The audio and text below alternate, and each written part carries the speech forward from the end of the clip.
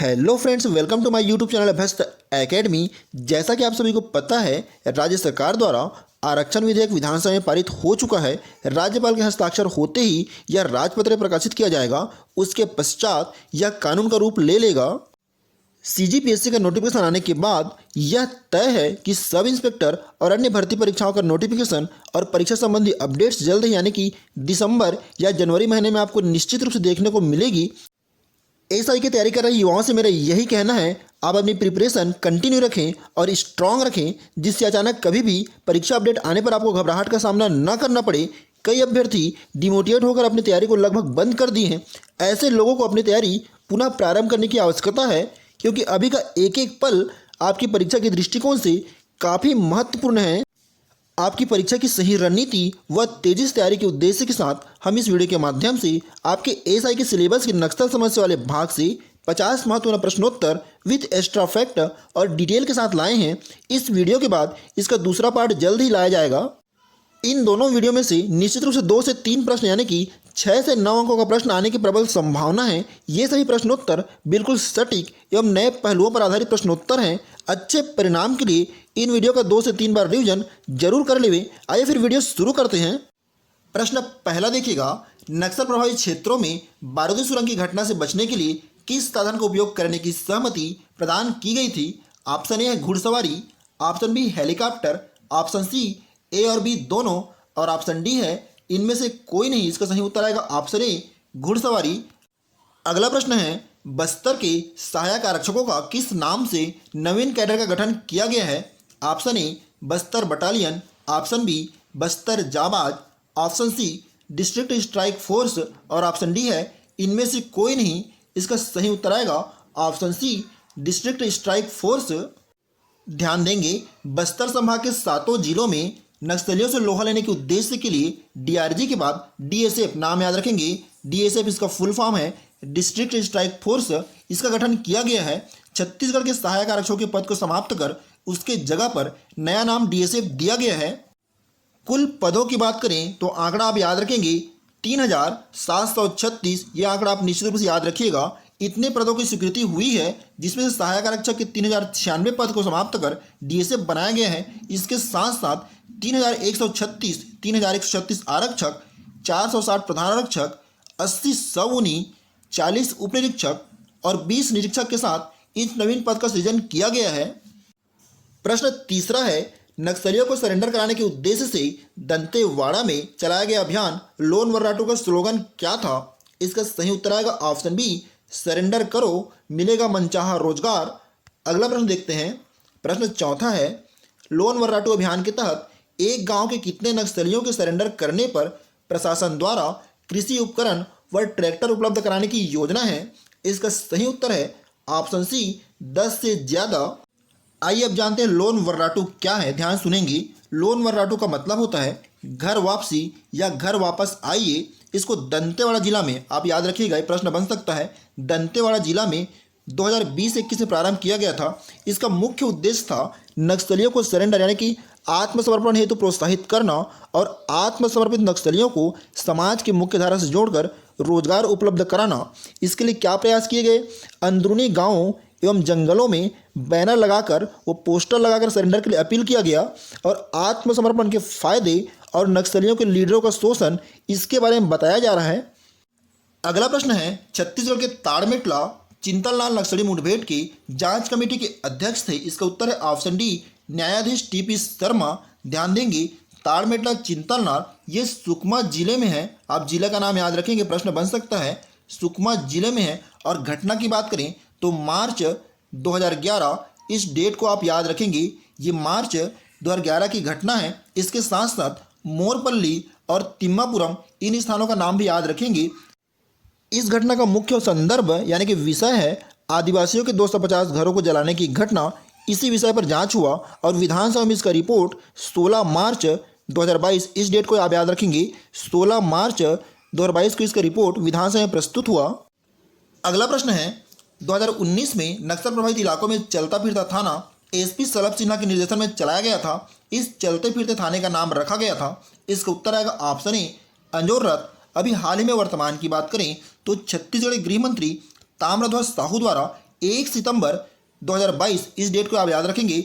1 सितंबर 2022 को हर जिले के दूर दराज इलाकों में रहने वाले लोगों को पुलिस सहायता प्रदान करने के उद्देश्य के साथ साथ इस अंजोर रथ को प्रारंभ किया गया है। इसका मुख्य उद्देश्य था इस रथ के माध्यम से जिले के थाना क्षेत्रों में और साप्ताहिक हाट बाजारों में पहुंचकर साइबर क्राइम एवं विभिन्न तरीकों को अपनाकर किए जाने वाले अपराधों के प्रति लोगों को यानी कि खासकर बच्चों और महिलाओं को जागरूक करना। अगला प्रश्न है, छत्तीसगढ़ के नक्सल प्रभावित जिलों की सूची में मुंगेली जिला को कब शामिल किया गया? इसका सही उत्तर आएगा ऑप्शन बी 1 जुलाई 2021 को। अगला देखिएगा, CTJWS का आदर्श वाक्य क्या है? ऑप्शन ए जाबाजों की तरह लड़ो, ऑप्शन बी नया जुनून, ऑप्शन सी गोरिल्ला से गोरिल्ला की तरह लड़ो और ऑप्शन डी दुश्मनों का खात्मा। इसका सही उत्तर आएगा ऑप्शन सी गोरिल्ला से गोरिल्ला की तरह लड़ो। ध्यान देंगे, CTJWS का फुल फॉर्म होता है काउंटर टेररिज्म और जंगल वारफेयर ट्रेनिंग स्कूल। इसी तरह CTJWC का फुल फॉर्म होता है काउंटर टेररिज्म और जंगल वारफेयर ट्रेनिंग कॉलेज।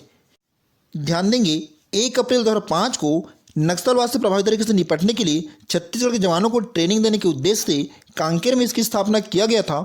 यहाँ का मूल मंत्र है, पहली गोली दुश्मन की हो सकती है लेकिन दूसरी गोली आपकी होनी चाहिए।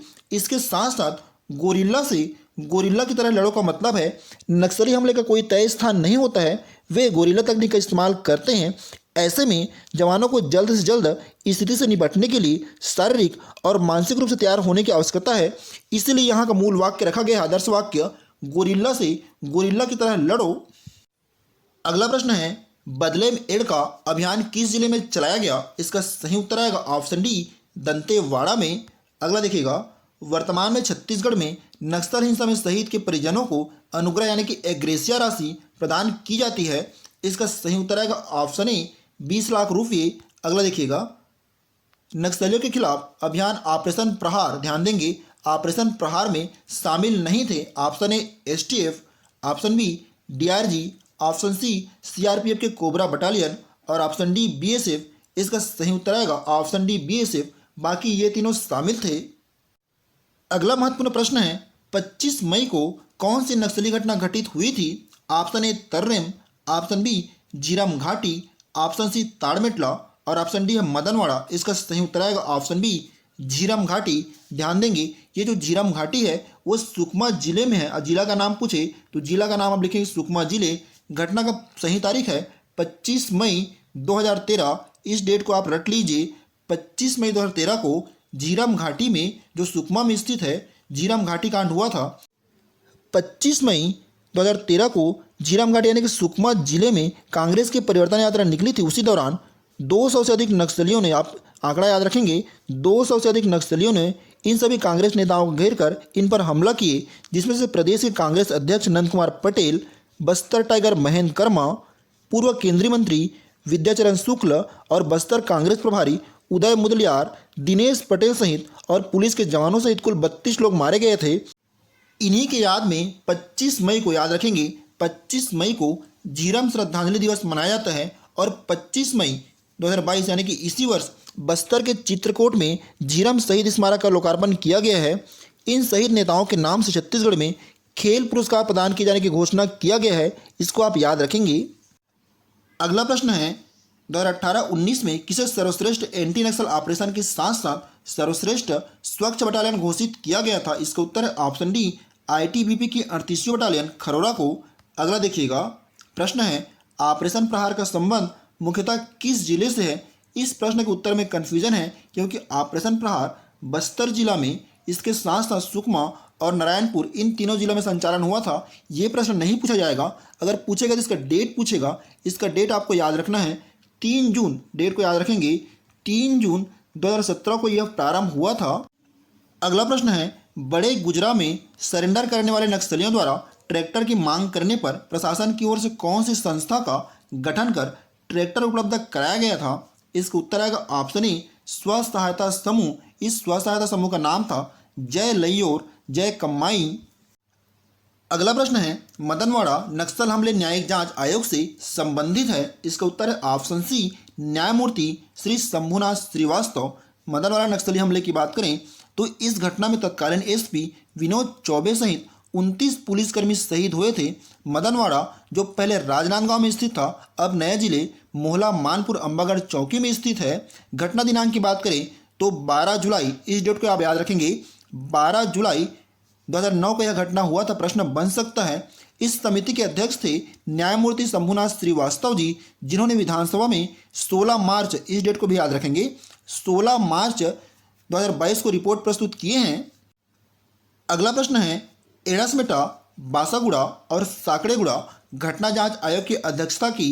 इसका सही उत्तर आएगा ऑप्शन डी, न्यायमूर्ति वी के अग्रवाल। इसके पहले हमने मदनवाड़ा की बात किए थे। मदनवाड़ा कौन था? श्री शंभुनाथ श्रीवास्तव। बात करें इस घटना की एड़ासमेटा, बासागुड़ा, साकड़ेगुड़ा की, तो जो स्थान है वो बीजापुर जिले में स्थित है। इस जगह को याद रखेंगे। जिले का नाम पूछे तो आपको बीजापुर जिला याद रखना है। घटना दिनांक की बात करें तो 17 या 18 मई 2013 की घटना है। ये भी महत्वपूर्ण है, इसको भी याद रखेंगे। इसके साथ साथ तो विधानसभा में रिपोर्ट प्रस्तुत की बात करें तो 14 मार्च, इस डेट को भी आपको याद रखना है, 14 मार्च 2022 को 99 पन्नों की रिपोर्ट कौन प्रस्तुत किया था? न्यायमूर्ति वी के अग्रवाल, जो मध्य प्रदेश उच्च न्यायालय के सेवानिवृत्त न्यायाधीश हैं, इन्होंने प्रस्तुत किया। घटना के मुख्य संदर्भ की बात करें तो आग के पास घेरा बनाकर ग्रामीण बीज पंडुम जो त्यौहार होता है उसका उत्सव मना रहे थे। इसी के दौरान यह कहा गया कि सुरक्षा बलों ने गोलीबारी आत्मरक्षा में नहीं की है, बल्कि ग्रामीणों को पहचानने में हुई गलती और घबराहट के कारण चलाई थी। अगला प्रश्न है, झीरम घाटी जांच आयोग के प्राथमिक अध्यक्ष कौन थे? इसका सही उत्तर आएगा ऑप्शन ए, न्यायमूर्ति प्रशांत कुमार मिश्रा। ये 2013 से, डेट को याद रखेंगे, 2013 से 2021 तक इसके अध्यक्ष थे। लेकिन वर्तमान में न्यायमूर्ति सतीश के अग्निहोत्री और इसके सदस्य जी मिनहाजुद्दीन, इन दोनों की समिति द्वारा इसका जांच किया जा रहा था। अगला प्रश्न है, छत्तीसगढ़ राज्य में नक्सलियों पर हवाई निगरानी हेतु 28 फरवरी 2015 से मानव विमान यूएवी का बेस कैंप कहाँ स्थापित किया गया है? Option A, Sarkanda Bilaspur, option B, Chandrakhuri Raipur, option C, Bhilai Durg और ऑप्शन डी, माना रायपुर। इसका सही उत्तर आएगा ऑप्शन सी, भिलाई दुर्ग। अगला देखेंगे, 20वां प्रश्न है, छत्तीसगढ़ के जवानों की सुरक्षा के दृष्टिकोण से बुलेट जैकेट व हेलमेट का निर्माण कहाँ किया जाएगा? इसका सही उत्तर है ऑप्शन ए, बीरेभाट दुर्ग। अगला प्रश्न देखिएगा, राष्ट्रीय शौर्य पदक के तर्ज पर छत्तीसगढ़ शासन द्वारा प्रदेश के शहीद वीर सपूतों को प्रथम बार छत्तीसगढ़ शौर्य पदक, प्रश्न बहुत महत्वपूर्ण है, छत्तीसगढ़ शौर्य पदक से कब सम्मानित किया गया? इसका सही उत्तर आएगा ऑप्शन सी, 2019 में। हमने हमारे चैनल पर पुलिस प्रशासन, पुलिस विभाग से संबंधित 2 वीडियो के माध्यम से 50-50 करके कुल 100 प्रश्नोत्तर लाए थे, जिन्हें इतना प्यार देने के लिए आपका धन्यवाद। इन वीडियो का लिंक आज की इस वीडियो के डिस्क्रिप्शन में अवेलेबल है। अगर आप ये वीडियो नहीं देखे हैं तो देखकर अपनी तैयारी को मजबूती प्रदान कर सकते हैं। हमें उम्मीद है इन चारों वीडियो से आपके एएसआई परीक्षा में 4 से 5 प्रश्न निश्चित रूप से पूछे जाएंगे। तो वीडियो को बिना स्किप किए अंत तक जरूर देखें। वीडियो पसंद आए तो लाइक और सब्सक्राइब करना ना भूलें। अगला प्रश्न बहुत ही महत्वपूर्ण है, ध्यान देखेंगे। छत्तीसगढ़ में वर्तमान में नक्सल प्रभावित जिलों की संख्या है। इसका उत्तर आएगा ऑप्शन डी, 14 जिले। बात करें इन 14 जिलों की तो बस्तर संभाग के 7 जिले यानी कि सुकमा, बीजापुर, दंतेवाड़ा, बस्तर, नारायणपुर, कोंडागांव और कांकेर, रायपुर संभाग के धमतरी, गरियाबंद और महासमुंद, दुर्ग संभाग के कवर्धा और राजनांदगांव, इसके साथ साथ आपके मुंगेली जो बिलासपुर संभाग में स्थित है और सरगुजा संभाग के बलरामपुर, ये 14 जिले भी वर्तमान में इसमें लिस्ट में शामिल हैं। लेकिन अभी हाल ही में नया जिला जो राजनांदगांव से अलग होकर मोहला मानपुर अंबागढ़ चौकी बना है, तो नया अपडेट आने पर इस मोहला मानपुर अंबागढ़ चौकी को नक्सल प्रभावित जिला में शामिल किया जाएगा और जो राजनांदगांव है इसको हटाया जा सकता है। अगला प्रश्न है, अभी हाल ही में झीरम घाटी जांच आयोग के कार्यकाल में कब तक के लिए वृद्धि किया गया? इसका सही उत्तर आएगा ऑप्शन डी, फरवरी 2023 तक के लिए। अगला प्रश्न है, बस्तर चो आवाज अभियान का उद्देश्य है। इसका सही उत्तर आएगा ऑप्शन डी, नक्सलियों के काले कारनामे को उजागर करना।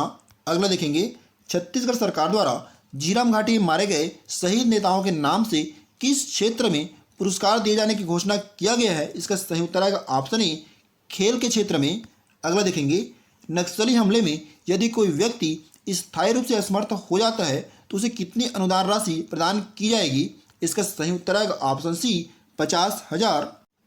अगला प्रश्न है, छत्तीसगढ़ में सर्वाधिक नक्सल प्रभावित जिलों की संख्या है। बहुत ही महत्वपूर्ण प्रश्न है, इस डाटा को आप याद रखेंगे। इसका उत्तर आएगा ऑप्शन बी 7 जिले। अगला देखिएगा, वर्तमान में नक्सलवाद के खिलाफ अभियान में विशेष पुलिस महानिदेशक कौन है? इसका सही उत्तर आएगा ऑप्शन सी अशोक जुनेजा। ये छत्तीसगढ़ के डीजीपी के साथ साथ अतिरिक्त प्रभार पर भी हैं। अगला प्रश्न देखेंगे, प्रश्न है, तर्रेम नक्सली घटना का संबंध है। Option A Kondagaon, option B Sukma, option C Bijapur और ऑप्शन डी दंतेवाड़ा। इसका सही उत्तर आएगा ऑप्शन सी बीजापुर से। अगला प्रश्न है, मुख्यमंत्री बाल भविष्य सुरक्षा योजना के किस घटक के अंतर्गत नक्सल प्रभावित बच्चों को पहली से 12वीं तक की पढ़ाई हेतु गुरुकुल आवासीय विद्यालय संचालित है? इसका सही उत्तर है ऑप्शन ए आस्था। अगला देखेंगे, नक्सलियों द्वारा प्रतिवर्ष शहीदी सप्ताह मनाया जाता है। इसका सही उत्तर है ऑप्शन ए 28 जुलाई से 3 अगस्त के बीच। अगला देखिएगा, प्रश्न है, नक्सलियों द्वारा प्रतिवर्ष किसकी याद में शहीदी सप्ताह मनाया जाता है? इसका सही उत्तर आएगा ऑप्शन सी चारू मजुमदार व कन्हैया चटर्जी। अगला देखिएगा, प्रश्न है, 9 अप्रैल 2019 को घटित श्यामगिरी नक्सली हमले में शहीद भीमा मंडावी विधायक थे। इसका सही उत्तर है ऑप्शन बी दंतेवाड़ा के। अगला देखिएगा, प्रश्न है, नक्सलियों के खिलाफ ऑपरेशन मानसून में कौन सा जिला शामिल नहीं है? ऑप्शन है option A Bastar, option B Kondagaon, option C Dantewada और ऑप्शन डी सुकमा। इसका सही उत्तर आएगा ऑप्शन बी कोंडागांव। अगला प्रश्न बहुत ही महत्वपूर्ण है, प्रश्न है, सलवा जुलूम किस वर्ष प्रारंभ हुआ था? इसका सही उत्तर है ऑप्शन सी 2005 में बस्तर टाइगर महेंद्र कर्मा के द्वारा प्रारंभ किया गया था। बहुत ही इंपॉर्टेंट प्रश्न है, इस डाटा को आप याद रखेंगे। अगला देखिएगा, प्रश्न है, नक्सलियों के आत्मसमर्पण से संबंधित अभियान है। Option A Lon Varratu, option B Prahar, option C Rimjhim, option D सजग। इसका सही उत्तर आएगा ऑप्शन ए लोन वर्राटू। अगला देखेंगे, सलवा जुलूम को प्रारंभ करने का श्रेय जाता है, अभी हमने बताया था। इसका सही उत्तर आएगा ऑप्शन बी स्वर्गीय महेंद्र कर्मा को। अगला देखेंगे, नक्सल प्रभावित जिलों के बच्चों के सर्वांगीण विकास से संबंधित योजना है।